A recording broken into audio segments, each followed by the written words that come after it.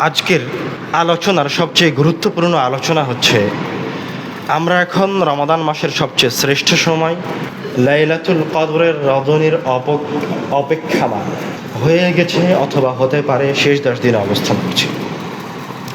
আল্লাহ রাব্বুল আলামিন এই শেষ 10 দিনের বিষয়ে বলছেন কোরআনুল কারীমে, ইন্না আনজালনাহু ফি লাইলাতিল কদর, নিশ্চয় আমি এই কিতাবকে অবতীর্ণ করেছি কদরের রজনীতে। দিয়ে রব্বুল আলামিন নিজেই জিজ্ঞাসা করছেন, ওমা আদরাকা মা লাইলাতুল কদর, তোমরা কি জানো লাইলাতুল কদর কি?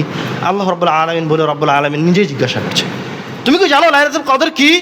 দিয়ে রব্বুল আলামিন আবার নিজেই উত্তর দিচ্ছেন, খায়রুম মিন আলফি শাহর, এই একটা রাত হচ্ছে 1000 মাস অপেক্ষা উত্তম। সুবহানাল্লাহ, 1000 মাস অপেক্ষা উত্তম মানে আপনি কি বললেন? রব্বুল আলামিন কি বলতে চাইলেন? 1000 মাস সমান সমান প্রায় 84 বছর।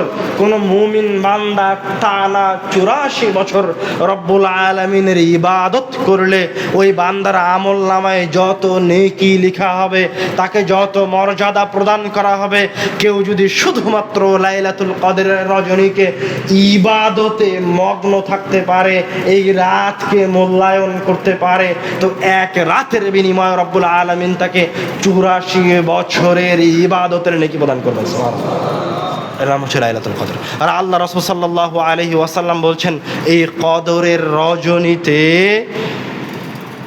এত পরিমাণ ফেরেশতা এই জমিনে নেমে আসে যে একটা পাথর সম পরিমাণ জায়গায় পৃথিবীতে ফাঁকা থাকে না। সুবহানাল্লাহ, রব্বুল আলামিন তো তার সপ্তম আসমান থেকে নেমে আসেনি, কিন্তু এই রজনীতে রব্বুল আলামিনের ফেরেশতারাও এই পৃথিবীতে নেমে আসে। মানে এটা কত সম্মানিত, কত মর্যাদাবান মাস।